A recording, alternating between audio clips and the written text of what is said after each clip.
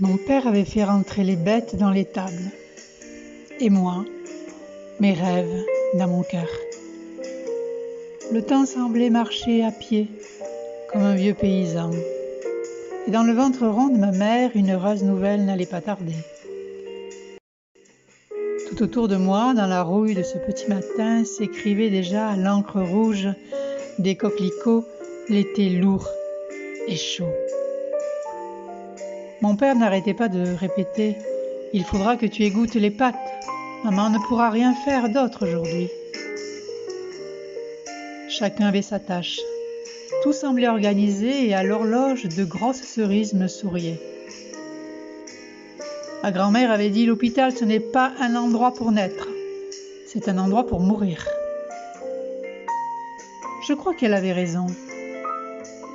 Ma petite sœur naîtrait au milieu des cerises et des pâtes qu'on aura égouttées dans l'évier. Les fenêtres sont grandes ouvertes et pour faire passer la lumière, sur la toile cirée, des draps blancs de jeunes mariés attendent. À l'hôpital, la chambre n'aurait pas eu cette couleur qui baigne le corps de ma mère. Là, je me penche à la fenêtre pour guetter ma grand-mère. Elle n'a qu'un petit bois à traverser. Quand elle longera le potager où dorment les capucines et les salades, j'irai à sa rencontre. Pour l'instant, je garde ma main dans celle de maman. Je regarde son sourire tranquille. Je pose un baiser sur sa joue. Ses mains sont maintenant tranquilles sur son ventre. Mon père vient d'arriver. Je pense aux Indiennes, à ces femmes qui accouchent en pleine forêt. « Tiens, elle arrive, » dit mon père. Je me penche à la fenêtre. Sous un grand chapeau de paille, le visage de la vieille se cache sous des rayons de soleil. « Elle chante toujours aussi faux, » dit ma mère, qui commence à avoir des contractions. À présent, tout résonne autour d'elle. Nos mains s'accordent, dehors les poules s'affolent. On s'éloigne de toute futilité. C'est toute la maison qui retient son souffle. Tout s'aligne sur ma petite sœur qui vient. Il y a une odeur de café dans la chambre, c'est mon père qui cherche à avoir une contenance. Toujours sûr des postes avancés, son cœur bat, comme un soldat qui regarde un combat qu'il ne peut mener. Ses grosses mains sont inutiles. Ce bonheur ne lui demande rien à cette heure. Il se fera sans lui. Sa présence calme pourtant réconforte ma mère. Je le vois dans leur regard qu'ils échangent. Le front couvert de sueur de ma mère et les manches du chemisier de ma grand-mère retroussées, laissant voir ses mains agiles et douces, annoncent l'imminence de la naissance. On dépose le bébé dans 3 grandes feuilles de figuier, à côté de ma mère. Toute la maison s'apaise, les pâtes ont fini de s'égoutter. Ma sœur a une odeur de lys et un peu de sang coagule sèche sur le drap. Tout semble si simple. Comme si la vie était l'ennemi de la science des hommes et qu'elle l'avait chassée à grands coups de balai. Notre destin reposait dans 3 feuilles de figuier, bien loin de la froideur des villes. Mais hélas, aujourd'hui, je me débattais dans un monde qui était une injure à mon enfance.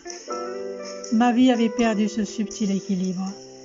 Et mon poste de gynécologue obstétricien à l'hôpital me posait des questions éthiques que j'étais, semble-t-il, seule à ne pas avoir résolues. Les conduits d'aération de l'hôpital s'ébrouaient, des lampes s'allumaient, des honneurs d'anesthésiants, les paupières que l'on plissait devant l'agression des photons, tout ce raffut pour accueillir la vie me tétanisait. Les naissances étaient tellement entourées d'appareillages qu'on avait affaibli la confiance même de la mère et de l'enfant à s'ajuster dans ce processus naturel de la vie. Vivre était un risque que seule la science pouvait réduire. J'avais des ronces et des orties quand je venais travailler, et au cours des années, la dureté de ce monde n'avait cessé de faire capituler le désir de donner la vie.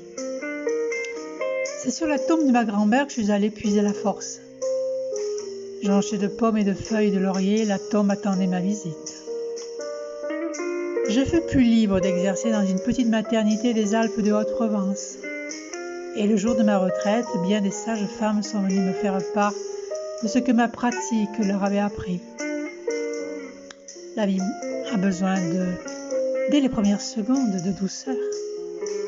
Le peu de sagesse dans ce monde se loge dans la douceur, dans un bouquet de jonquilles, dans une vieille chambre au papier peint jauni. Et avant de quitter mon équipe, j'ai murmuré à l'oreille de ma consoeur: mon cœur aura cessé de battre quand je serai privé de la compote de pommes de ma mère et que je l'achèterai à Carrefour. Ce matin, j'ai 80 ans.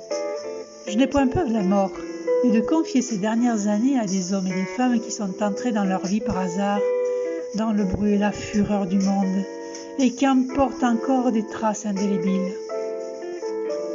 Alors qu'une caresse toute plate d'une main pourrait me décider à une mort plus naturelle. Ah, j'ai renoncé à chercher dans la main de l'autre la douceur de l'herbe. Et c'est dans une dernière fugue musicale que j'ai mis fin à ma vie. Tout ne s'explique pas. Je sais que ma sœur comprendra, elle qui est née dans une étable, alors que les peurs sous la lampe s'enfuyaient. Je serai enterrée sous le figuier. Ma tombe est comme un navire qui fend les eaux glacées d'un monde plein de raffus.